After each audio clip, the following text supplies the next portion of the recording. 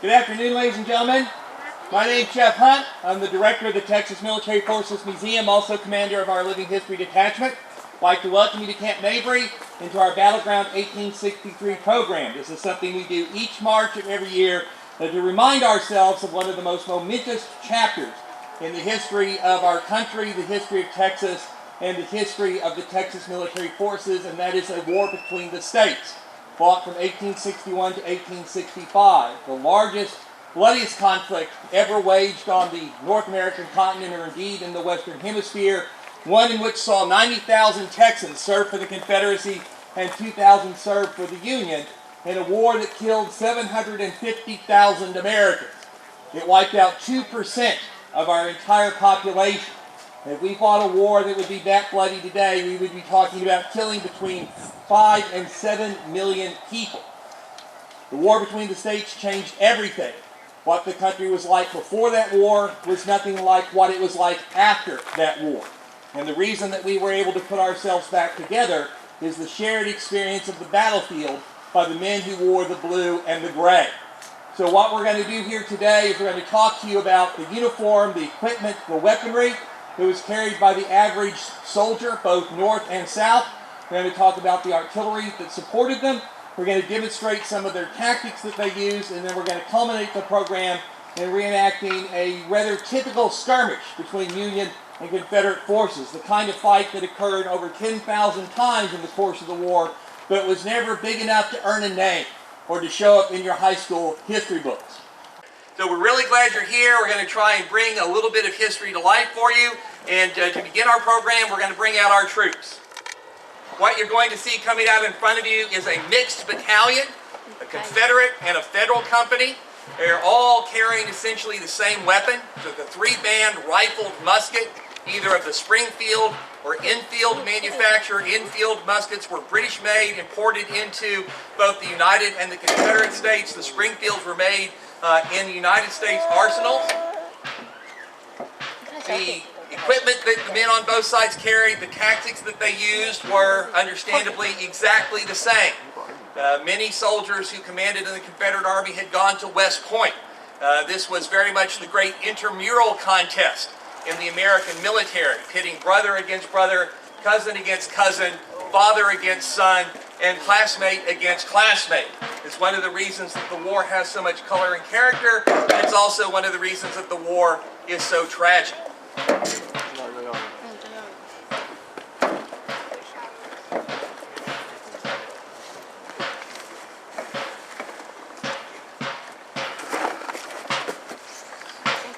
You're going to have to close baby's ears.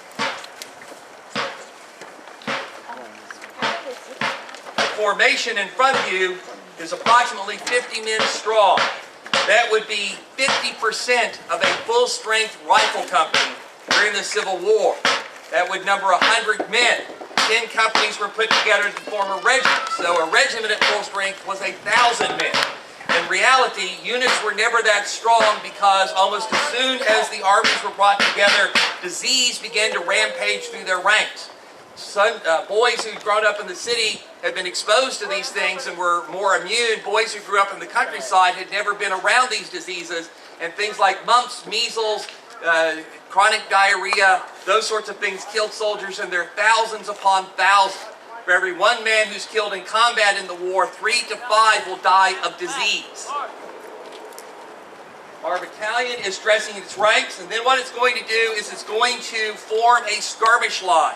That is, it's going to spread its troops out so that they are moving in a loose formation in your direction. This is the way that you probed for the enemy on the battlefield. These were essentially a line of scouts who were there to find out where the enemy was, what the terrain was like, to engage the enemy skirmishers and push them back on his line so that you developed his position and gained the intelligence necessary to make an attack. So our skirmishers have now formed into comrades of battle. These are the little groups of 4. When they come far enough, the order will be given to deploy, and they'll spread out into a single line.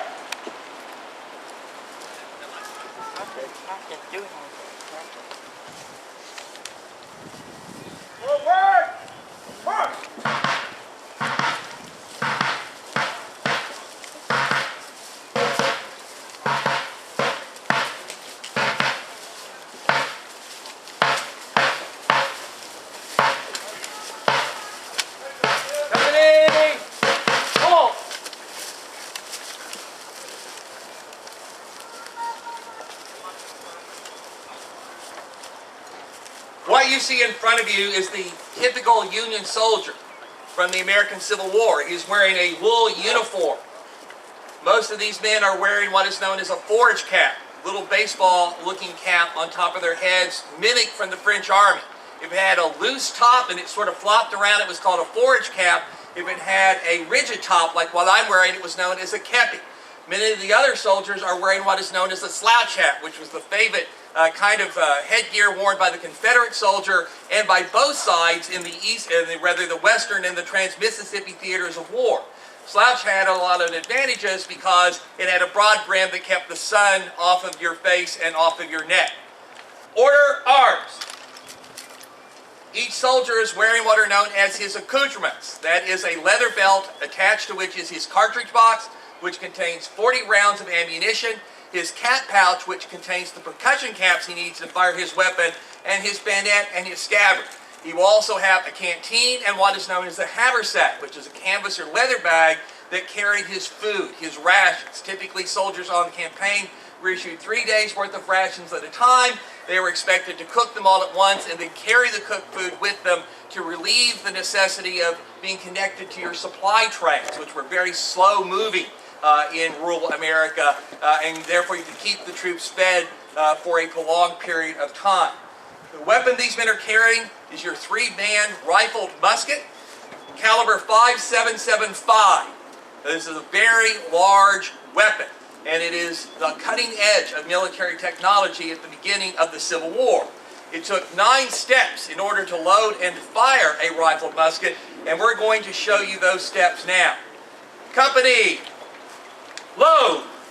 On load, the soldier brings the musket in front of him, puts the butt of the weapon between his feet with the ramrod facing in. Handle, cartridge. Soldier reaches into his cartridge box, extracts 1 cartridge, which is a paper tube containing gunpowder, bullets at one end, and there's a little tail of paper on the other. He brings that up to his mouth. The next order, tear cartridge. The soldier puts that tail between his teeth, tears it off, and then moves his cartridge down to the muzzle of the weapon. One of the few military requirements, or one of the few physical requirements they have for you to be in the military in the 1860s, is that you have to have at least 4 front teeth, 2 on the top, 2 on the bottom, so that you can tear that tail. When the tail is torn, you've opened the paper tube so that the gunpowder can be poured into the barrel when the command is given, charge cartridge. The soldier would pour the powder in, and then he would put the bullet into the barrel, nose up. On the next command, draw rammer. In 2 motions, he would draw his ramrod, place the end of it against the nose of the bullet.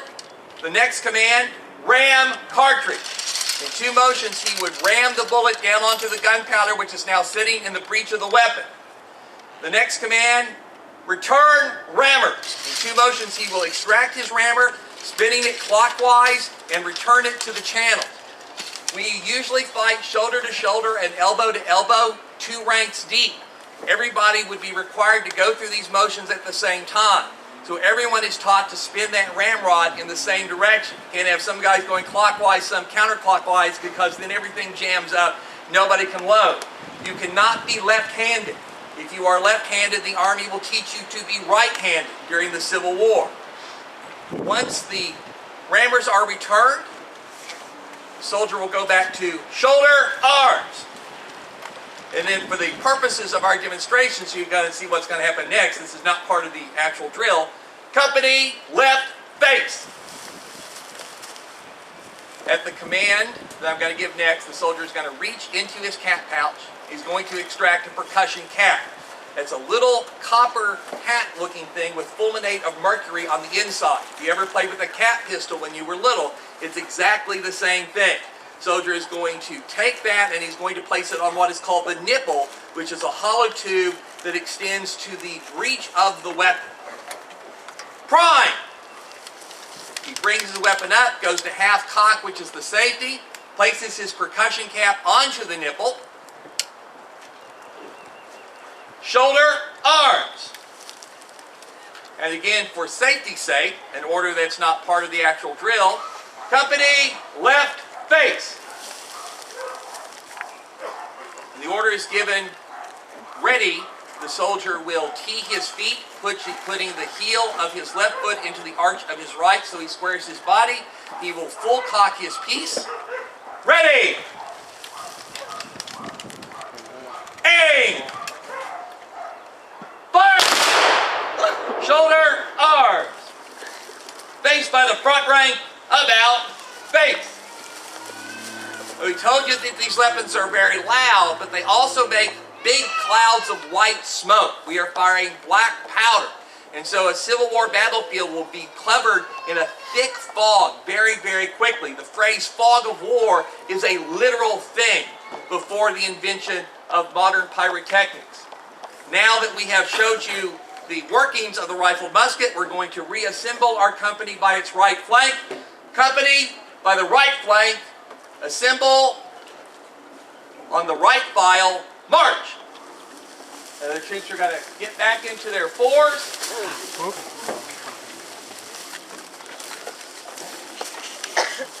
And they are going to go to the right flank, march.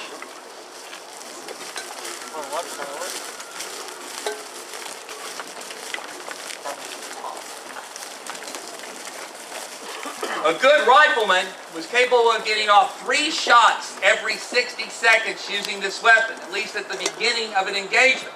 Black powder does not burn easily, and therefore it does not all burn when the musket is fired. This is going to leave a residue in the barrel, and the more you fire, the thicker that residue will get, so that using your ramrod becomes progressively harder and harder over the course of an engagement. So you might start off at 3 shots a minute, but before long you're going to go to 2 and maybe then even 1. At that juncture, however, if the fighting has been intense enough, there are going to be lots of muskets laying around on the ground for men who've been killed or wounded that are not fouled and can be picked up and put into service. So now that we have assembled our company, we're going to march it off.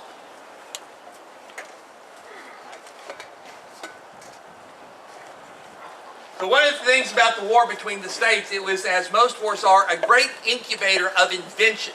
A lot of modern things that we take for granted today were produced during the Civil War. And among the things that the Civil War brought to the forefront were breech loading and cartridge loading weapons. And so one of these is the one that we're going to bring out now. This is a Sharp's carbine.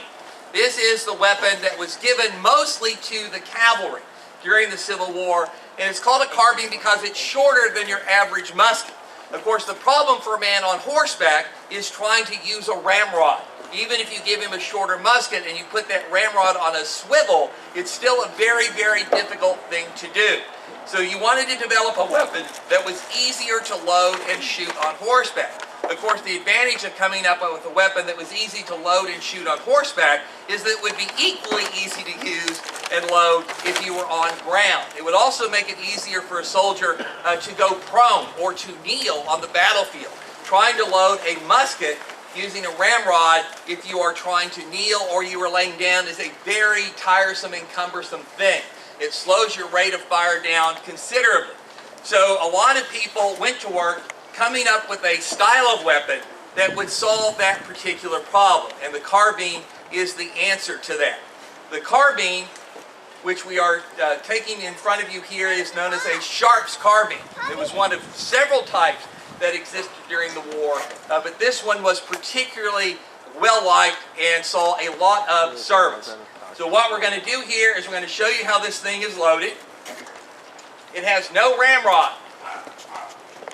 So what the soldier is going to do, he's going to cock his piece, taking the hammer off the nipple. Then he's going to use the trigger guard, which is a lever. He's going to pull that down. And he pulls that down, it drops the breech block, opening a path into the barrel. Soldier is then going to take a cartridge, just like an ordinary cartridge. He's going to shove it into the barrel. And then he's going to pull the lever up. And when he pulls the lever up, it's going to cut the paper. So instead of tearing the back of the cartridge with your teeth, the breech block tears it for you. Soldier will then place a percussion cap on the nipple, just like he would in the event of using a muzzle loader. And then he was going to fire the weapon. So make sure you tore that. So notice none of this ramrod business here. So this was much easier to use on horseback, to use kneeling, to use laying down, and to sort of maximize the importance of how much easier this weapon is used. All right. Okay, so those are the typical small arms that a soldier is going to carry with him on the battlefield. Now we are going to talk about some of the other important elements that you're going to see on the Civil War battlefield. And in order to do that, we're going to talk about colors. So these weapons make an enormous amount of smoke on the battlefield, right? They're also very, very loud. And so what happens is that on the battlefield, it's very hard to see. And how do you know where your unit's at? There's a lot of confusion on the battlefield. It's very important to be with your unit, to know what your unit's supposed to be doing, moving left, right, forward, backward, that sort of thing. And so this is where flags become important battlefield tools. So today we think of flags as sort of ceremonial things, right? They're there to make it look pretty and all that kind of stuff. But in the Civil War, flags actually played important roles in military communication. And so a federal regiment would have two flags. It would have a national flag and a regimental flag. And that regimental flag would have the name of the regiment on it. And over the course of the war, the soldiers would paint or sew the names of their battles onto the flag, so that the flag became sort of a living resume of the kind of action that the regiment had seen over the course of the war. Being a color bearer was a very prestigious job. It was also a very dangerous job because that flag stuck up through all that battle smoke. That's why it was important. You knew where your flag was. If the flag was going forward, you were going forward. If the flag was going backward, you were going backward. If it was going left or right, you were going left or right with it. But of course, if you can see your flag in all that smoke, the enemy can see the flag in all of that smoke, and that makes your color bearers very, very easy targets. And it was not uncommon in a battle for a regiment to lose 2 or 3 color bearers in the span of an engagement. So the color guard existed to literally guard the colors, to keep them from being captured. The worst insult that a regiment can have is to lose its colors to the enemy, and the greatest triumph you could have would be to take enemy colors in combat. The Confederacy had many different types of flags. Those flags varied depending on what part of the war and where you were in the Confederacy, and so there was a large array of them, and as you walk into the camps you can see some of that. As you came in, you'll see some of it as you exit. So that's the role of flags on the Civil War battlefield. And now we're going to talk about the role of music on the Civil War battlefield.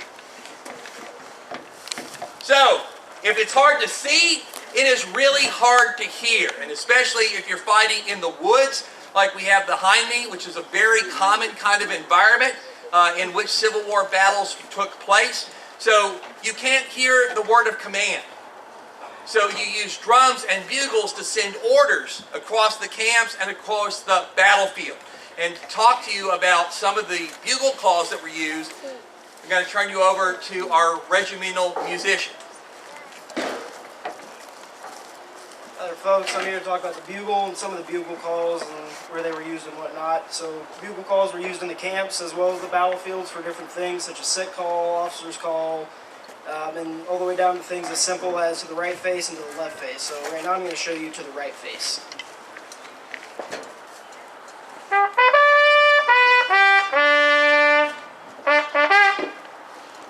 So as simple as that lets all the soldiers know in that company or that regiment to move to the right.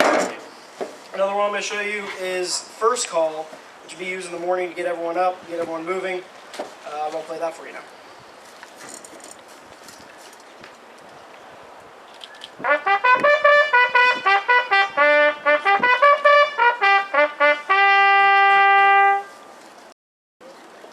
You might recognize that from some other things, but originally it was used in the Civil War as the first call. I actually kind of found it funny myself learning it. Another one that I'm going to do for you is the assembly, which would be used in the morning as well as different parts of the day to assemble the soldiers, which is another camp call that wouldn't be particularly used in about a long time, but I'll show you that now.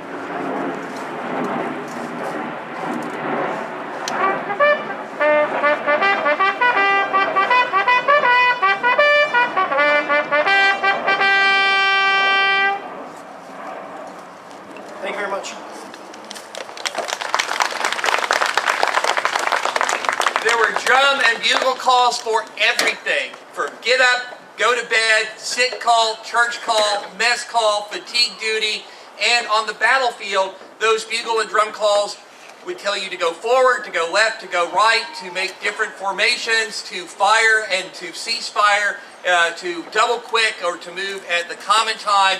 And so musicians were not just part of the pomp and circumstance of war any more than the color bearers were. They were actual military messengers that played a vital role in both camp and on the battlefield. And now that we have kind of told you a little bit about the parts and pieces, we're going to show you what a Civil War unit would look like maneuvering and firing on the battlefield.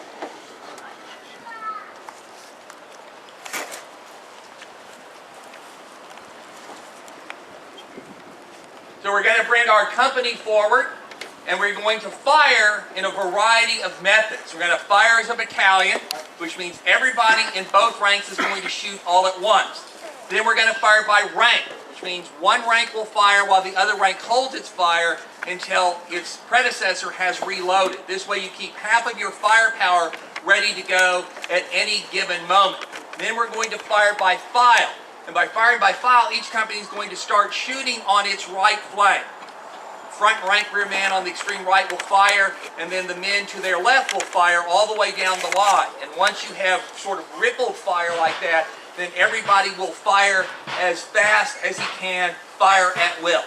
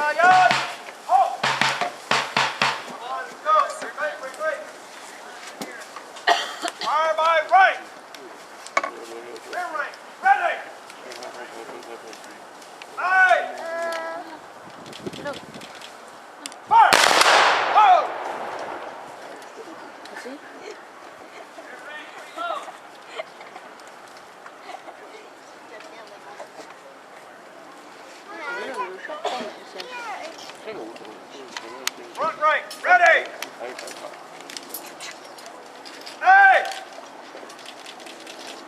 Fire!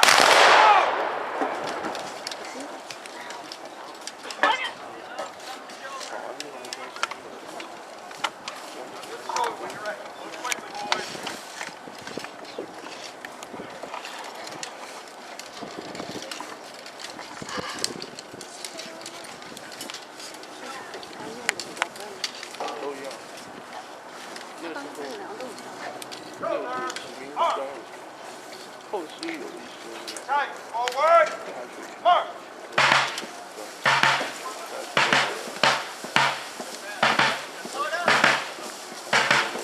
Battalion! Halt!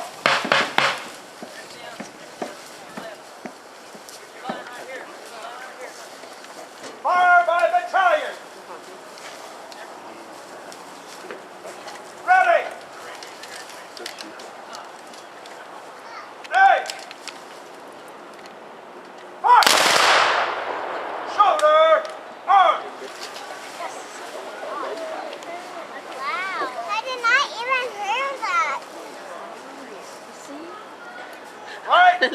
Left, right.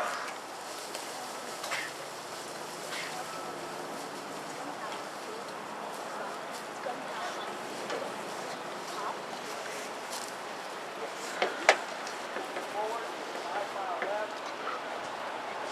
North.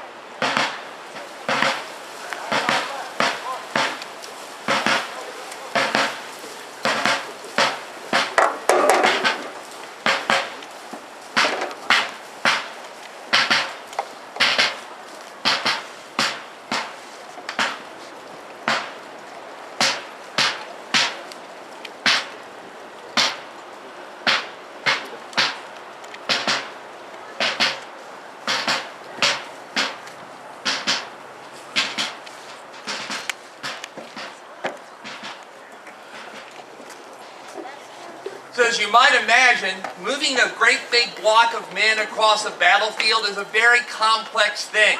It's easy to do in a nice flat drill field. It is exceptionally difficult to do on the real terrain of a battlefield where you have creeks and buildings and fences and woods and hills that you have to deal with.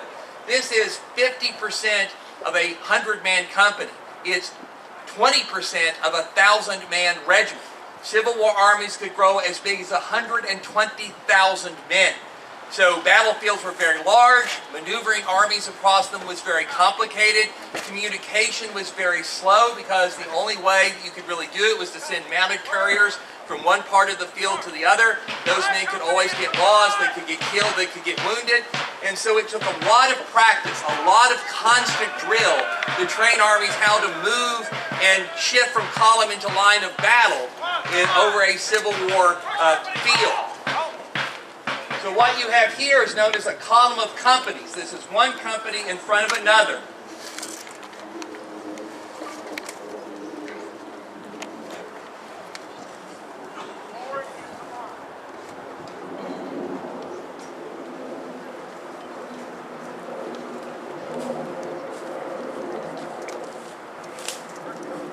And what we're going to do is we're going to shift in this column of companies, one stack behind the other, into a solid line of battle. This is called going forward into line. So your front company does a right oblique and it marches over, essentially signaling to the right so that the rear company can march up and come up on the same line. Right company. Halt. Dress.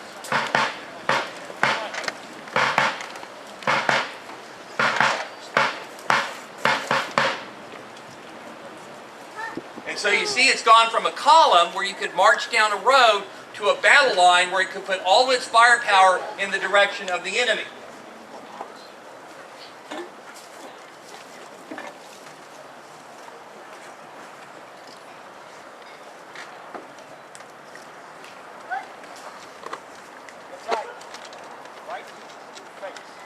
So now we're moving from a column, or from a line into column. This requires the soldiers to do what is known as doubling. So they're going from two ranks, one man standing behind the other, to being 4 men across, so a very deep, narrow formation versus a very thin, very wide formation.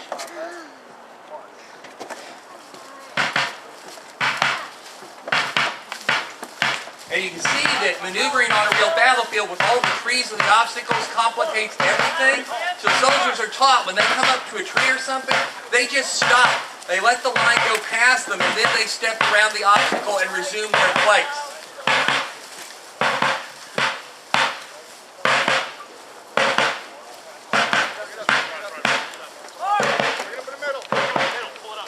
This is one of the ways that you shift your front. So we were facing to your right. Now we've swung around so that we're facing in your direction because the enemy might not always be in front of you. He could be to your left, he could be to your right, he could be to your rear, and your troops need to be able to maneuver to face the enemy in an efficient and quick manner that is not going to disrupt the formation or the command and control.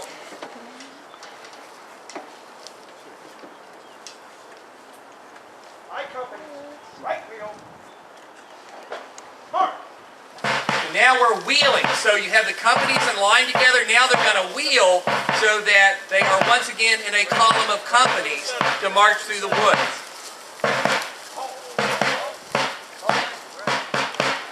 You can imagine how long it takes to teach soldiers to do this. And one of the things that made it complicated at the start of the Civil War is that a lot of men did not know their left from their right. And they'd never been taught it. They never needed to know. But what they did know is they knew the difference between hay and straw. So the drill sergeants would tie hay around one foot and straw around the other foot. Instead of teaching them left-right, it would be hay foot, straw foot, until they got the idea. Column forward, side left, march. So we're going to move our battalion off the field, and then we're going to bring it back onto the road. We're going to form line, we're going to fix bayonets, and we're going to show you what it looked like to face a bayonet charge on a Civil War battlefield. Right, face.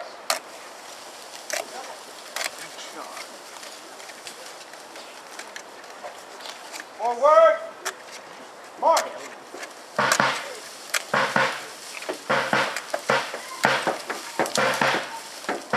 Company, wide file, left, march.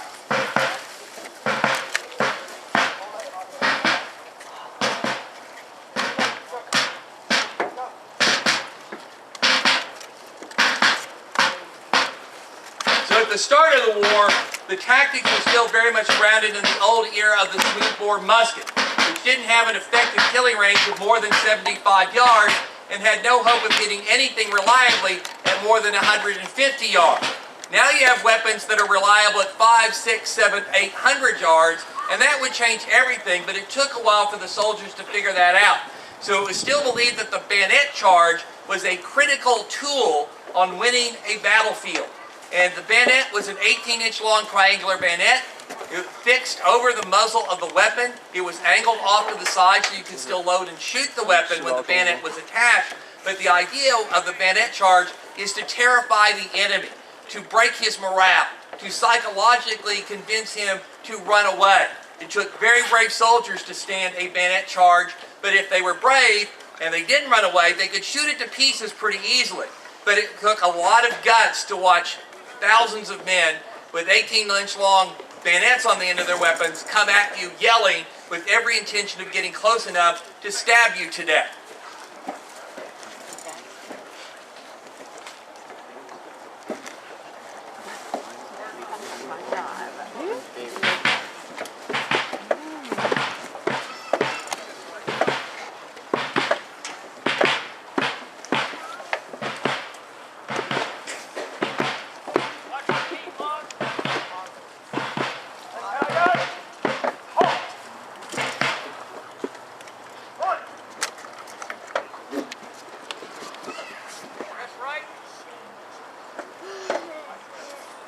So now from column into line, the order is going to be given to fix bayonets.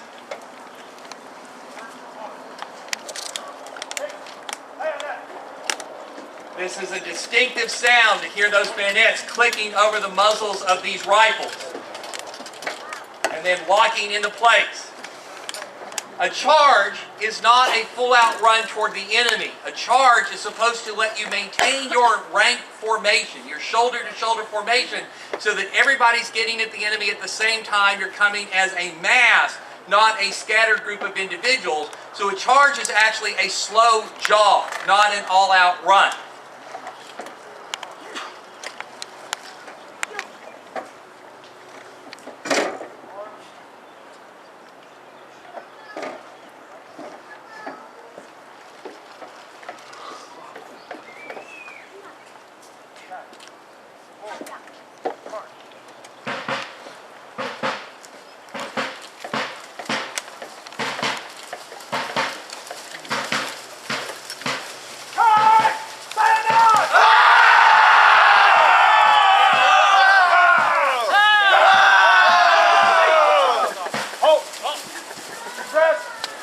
Kind of scary, isn't it? You were standing there and you had maybe a brigade, 1,500 men coming at you with the bayonets on their rifles. As I said, you would have to be very well disciplined and very courageous soldiers to know that all you had to do is stand there and shoot them to death before they could get close enough. If your fire was not delivered effectively, You shot too high, you shot too late though, they would be on top of you and it would go very badly for you on your end of the action. So now with the drill over, what we're going to do is we're going to set our forces left and right, and we're going to show you a little skirmish. A sort of typical action that would take place on a Civil War battlefield. Deploy your troops.